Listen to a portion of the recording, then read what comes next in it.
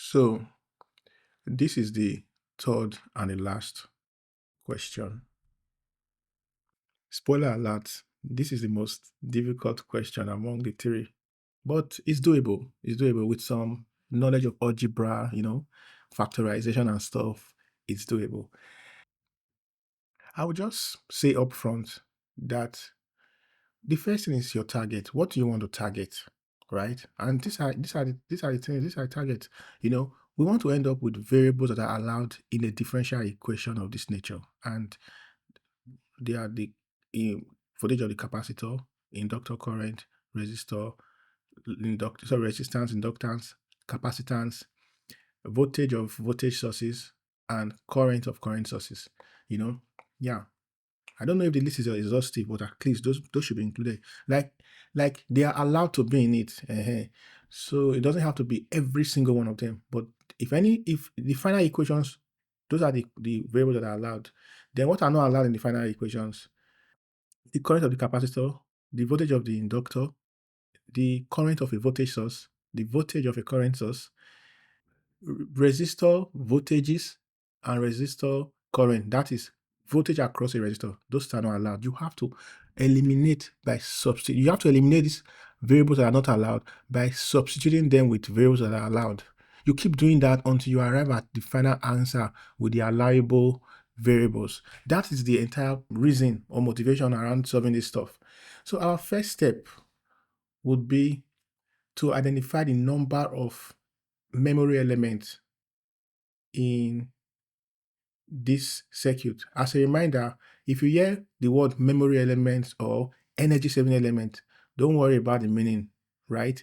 Just remember that they are speaking of inductors and capacitor, reactive elements. That's what they are talking about. There's a reason why they call them memory elements. It's not that difficult, but it's beyond the scope of this recording. So I haven't said that.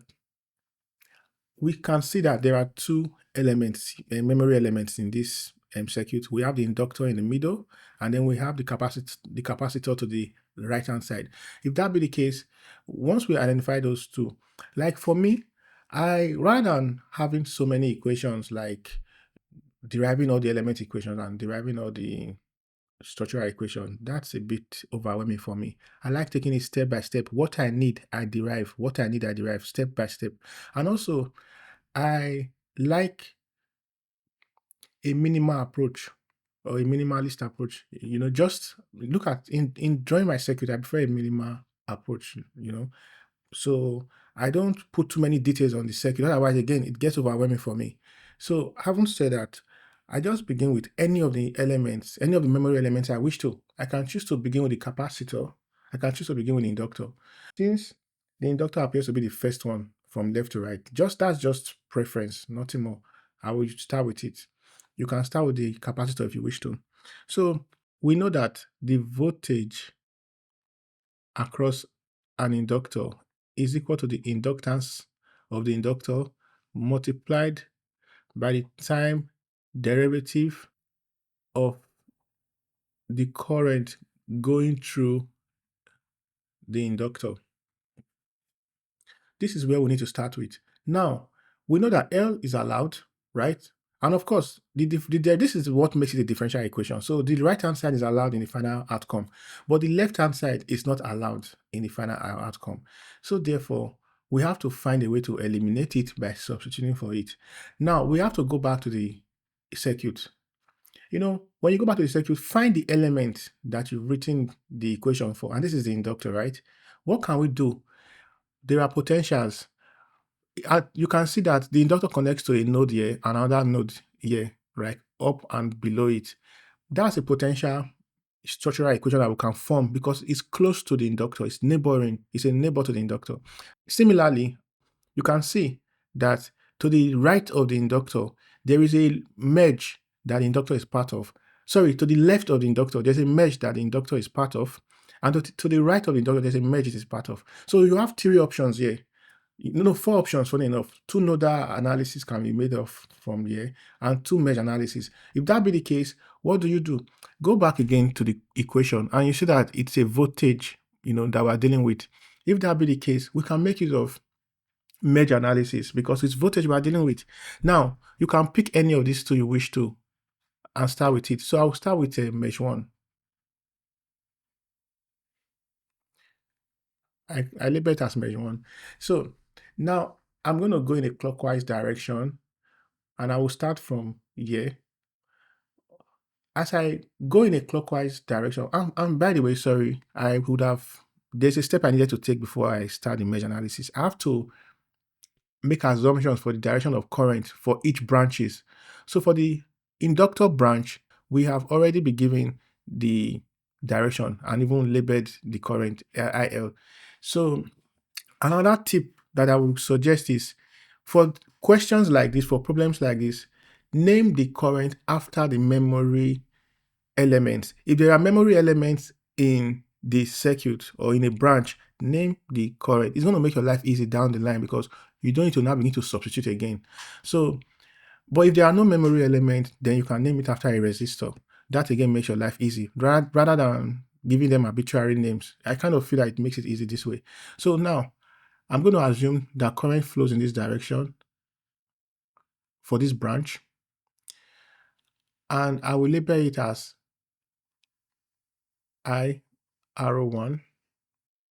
And then for this branch here, I will assume that current also flows out of this node in this direction.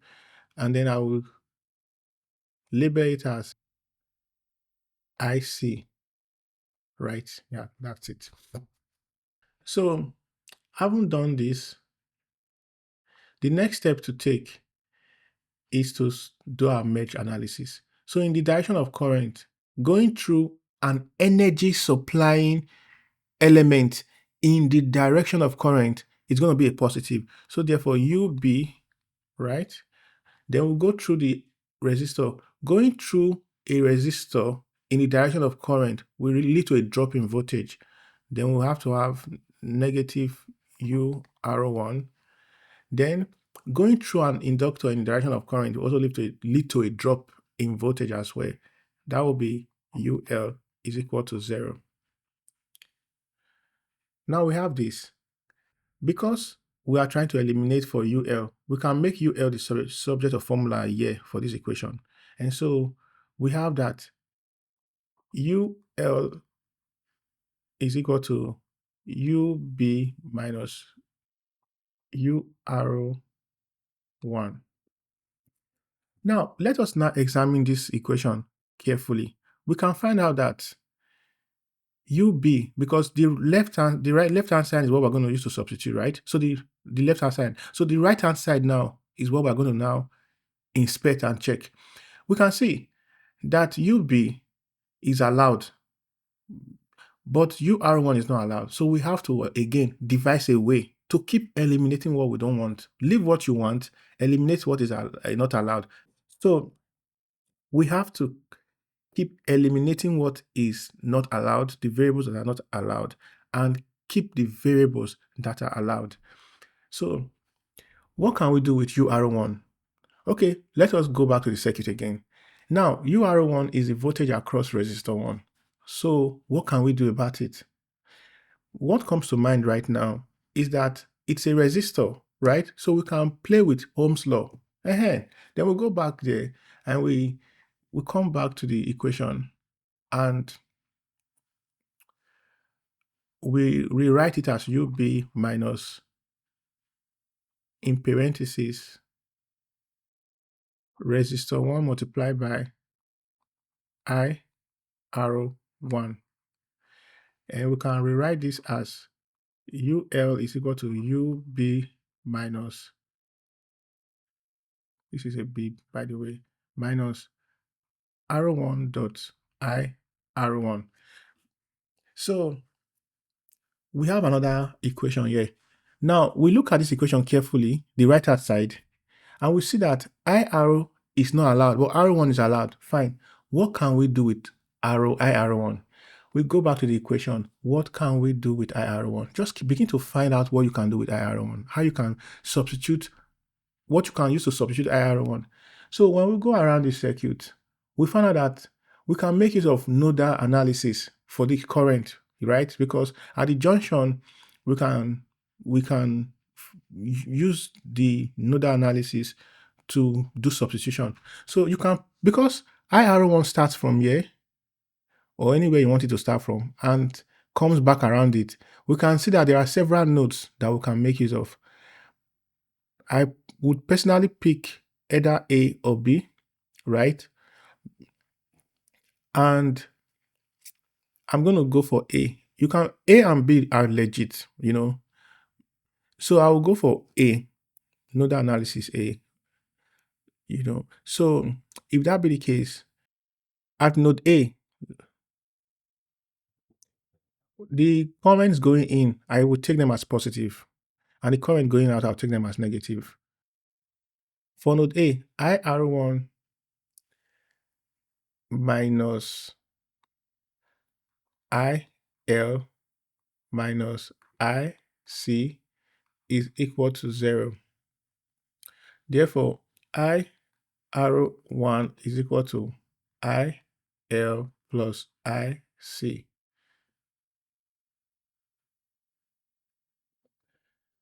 We can substitute this equation back to this previous one. So UL is equal to UB minus R1 bracket IL plus IC.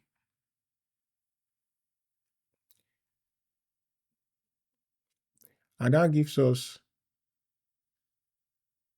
UL equal to UB minus R1 IL minus R1 IC. So UB is allowed, R1 is allowed, IL is allowed. That's the current inductor. Then R1 again is allowed, but IC is not allowed. So now the new target is IC. So we go back to the circuit. Let's check it out. Where is IC? IC is along this branch here. What can we do with IC?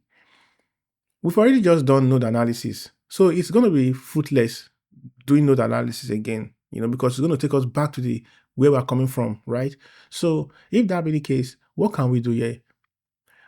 With the capacitor, the relationship with IC and capacitance is a bit involved. It's involved differential equation, and we don't need that in our life right now. So, but we can see that resistor 2, we can play with Ohm's relationship with resistor 2. That's the next thing to do. So IC is equal to the voltage across resistor 2 divided by resistor 2. And then we substitute this equation back into this one.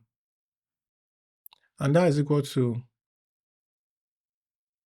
UL is equal to UB minus R1 IL minus R1 bracket UR2 divided by R2.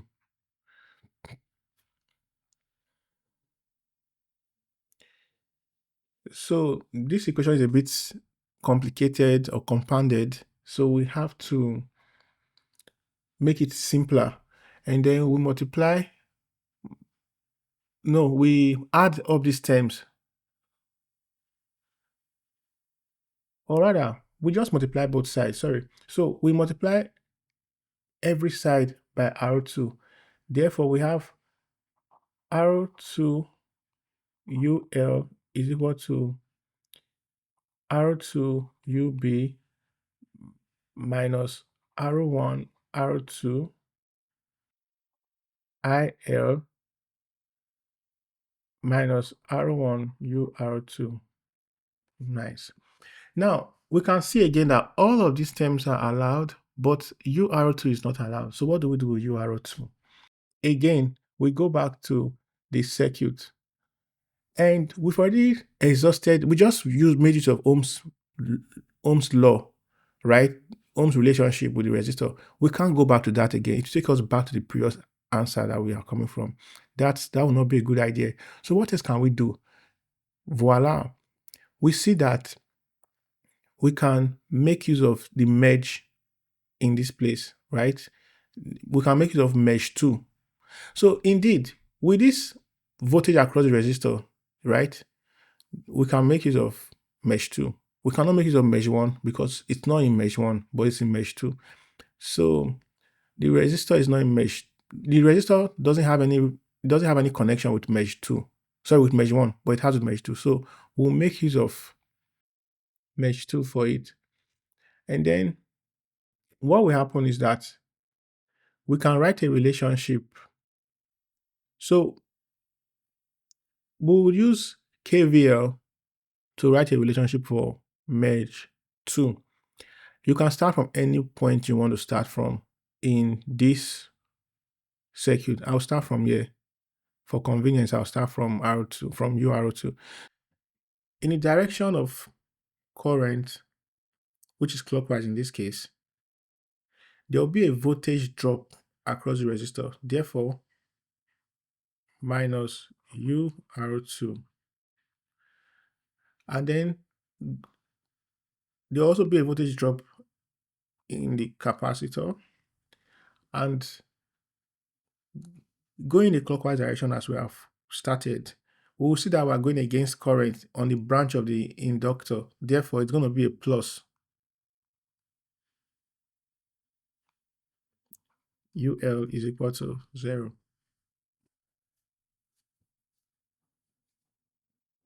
So in the direction of current, there's a drop in the voltage of energy consuming elements like resistor and energy saving elements like inductors and capacitors. But in the opposite direction, like in the opposite direction of current flow, there is a rise in all of these elements I've just mentioned. Whereas for energy giving elements, like energy supplying elements like batteries, voltage sources in general, and current sources, there is an increase, a rise in voltage in the direction of current, and there's a decrease in voltage in the opposite direction for these elements. That's the rule of thumb. So, having gotten this equation, the next thing is to make UR2 the subject of formula. Therefore, UR2 is equal to UL minus UC.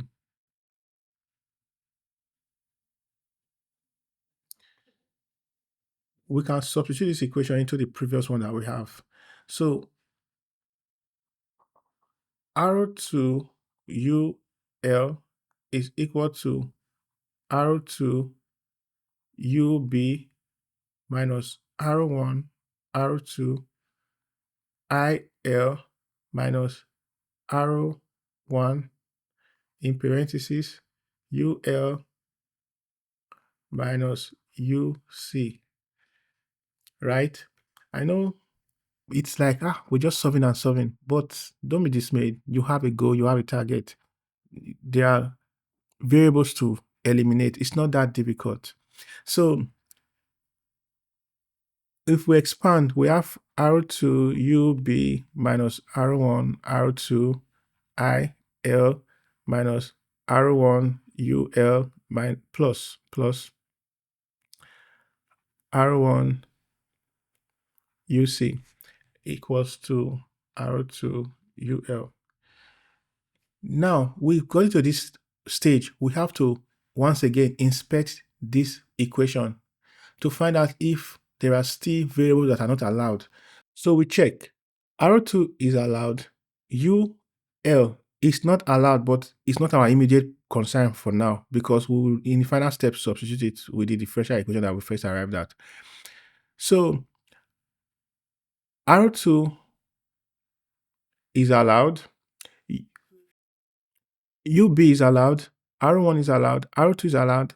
IL is allowed. R1 is allowed. UL is not allowed, but in our final step, we'll substitute for it. R1 is allowed. UC is allowed. And so we are almost there. Every variable and parameter is allowed except UL. Because we have just UL remaining, we're almost there. What we now need to do is to factorize, find a way to bring all the UL on one side, then carry the other variables on the other side, and then factorize UL and arrive at our final equation. So let's go ahead and do that. So I will take all the terms that have UL in them to the left-hand side, and then all the other terms will be on the right-hand side. So R to UL, this is the term that is having UL on the right-hand side. I'll bring it to the left-hand side. Plus R1 UL is equal to R2 UB plus R1 UC minus R1 R2 IL. I'll factorize it. I'll factorize UL out of the equation, and I have R1 plus R2 is equal to R1 UC plus R2 UB minus R1 R2 IL. Since we have UL equal to L the IC dt, then we can substitute for it here. So we have L the IC dt is equal to R1 UC plus R2 UB minus R1 R2 IL divided by R1 plus R2. Bingo! This is our final answer for the first equation. So if we inspect it one more time, we'll find out that the left-hand side is certainly allowed. R1 is allowed, UC is allowed, R2 is allowed, UB is allowed, R1 is allowed, R2 is allowed, IL is allowed, R1 plus R2, they are all allowed. So I will quickly write out the final form somewhere here and then clean up the rest so that we can go and find the second differential equation. So for the capacitor, we know that the current going through a capacitor is equal to the capacitance of the capacitor multiplied by the time derivative of the voltage the voltage across the capacitor. Now, we look at, because the right-hand side is allowed in the equation, the final equation. So we look at the left-hand side, right? How do we eliminate IC? We find a way to substitute for it. So to get this answer, to know what to do, we have to find relevant structural equations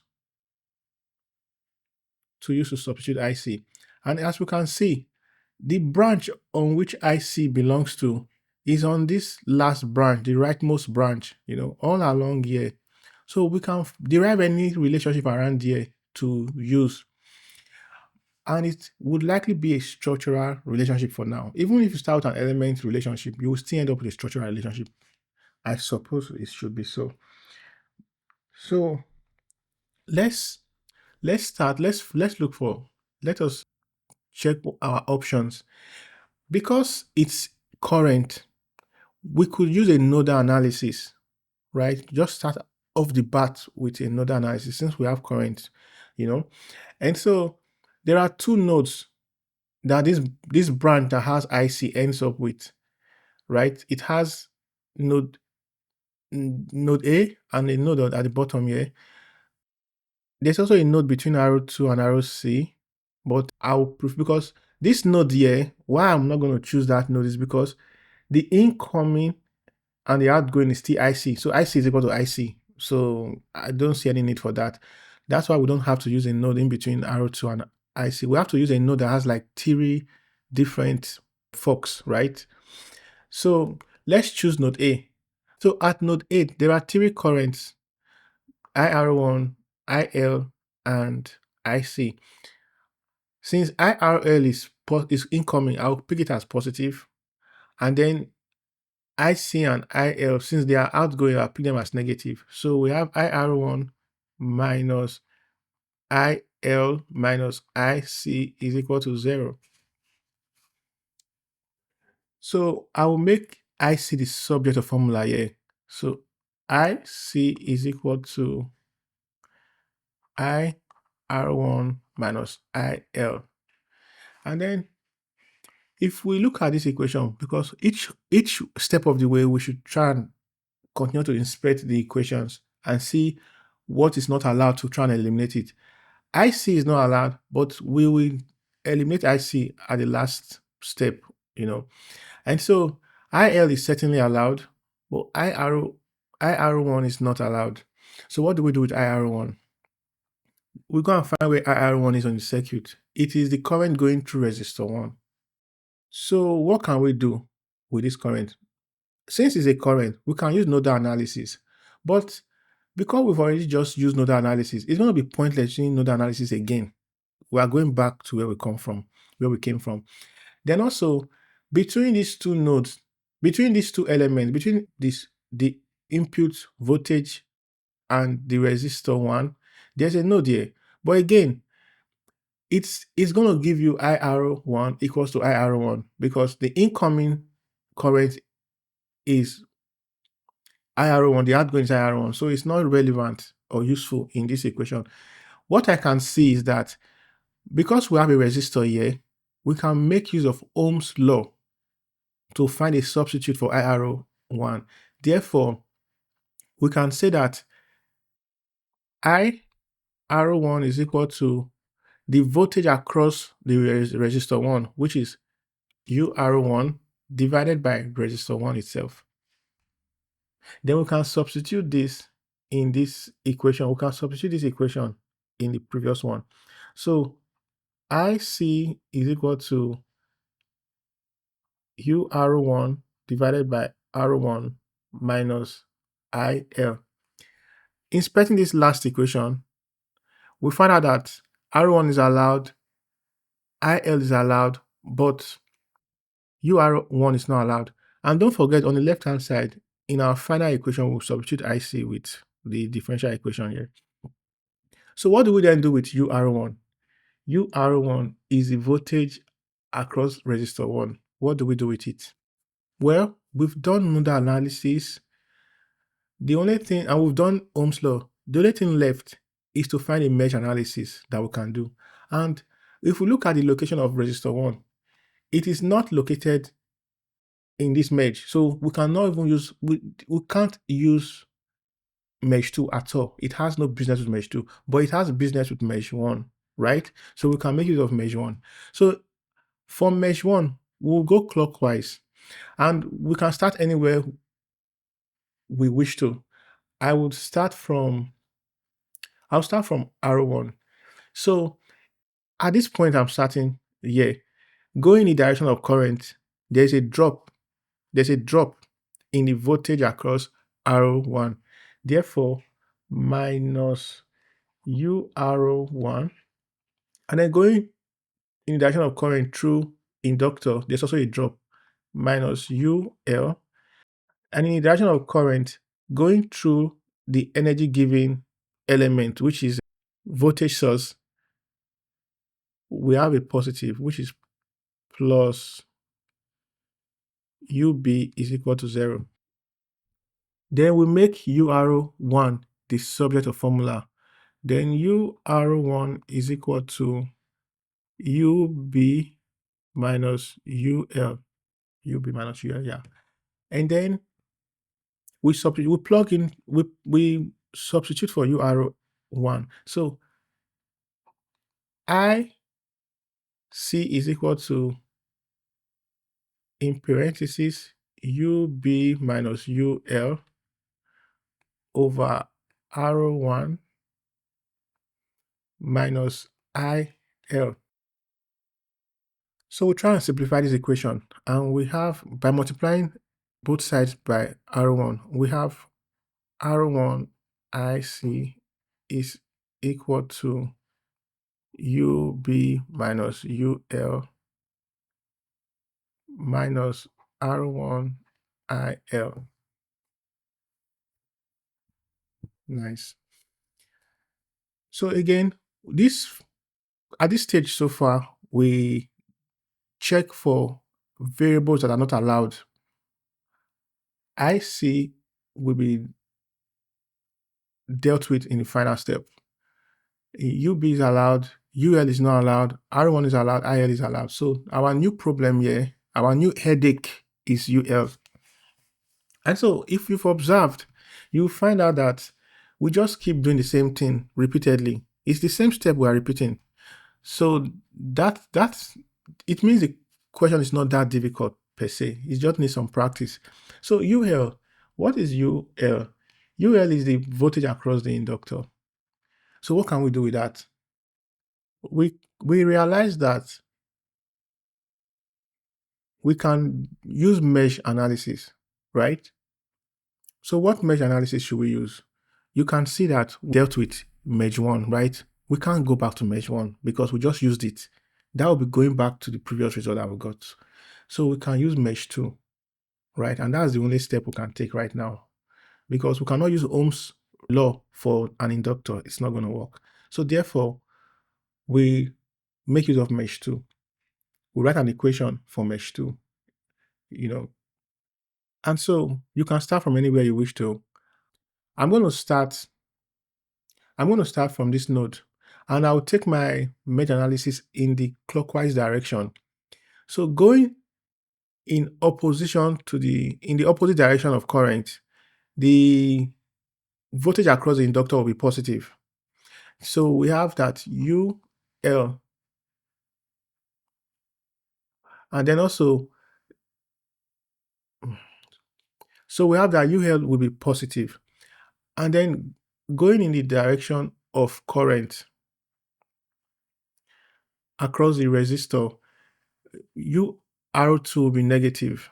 So it will be minus UR2, and then minus UC is equal to 0. So we'll make UL the subject of formula. UL is equal to UR2 plus UC. Then we substitute the last equation into the previous one. So we have R1 IC is equal to UB minus, in parentheses, UC plus UR2 minus R1 IL.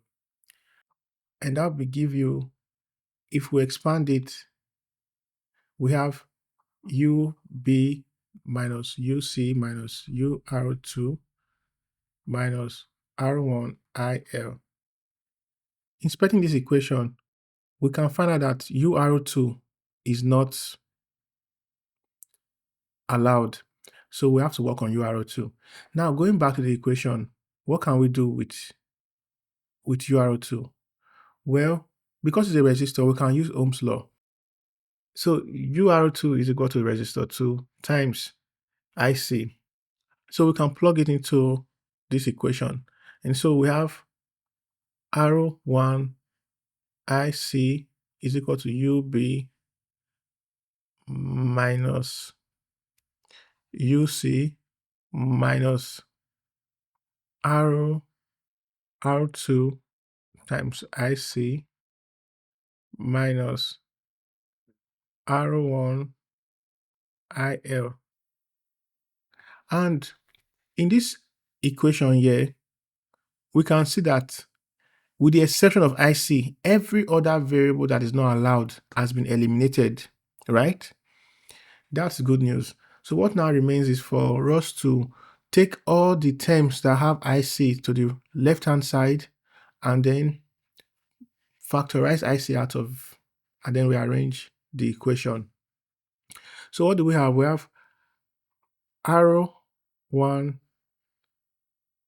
IC plus R2 IC is equal to UB minus UC minus R1 IL. So IC bracket R1 plus R2 is equal to UB minus UC minus R1 IL. Now, IC is equal to the product of capacitance and the time derivative of the voltage across the capacitor. Therefore, we can substitute it here.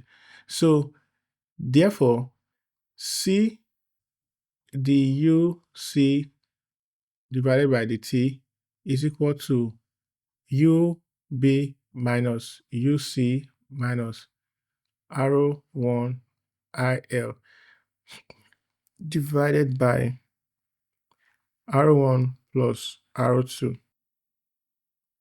So this, my friends, is the final equation that we're looking for.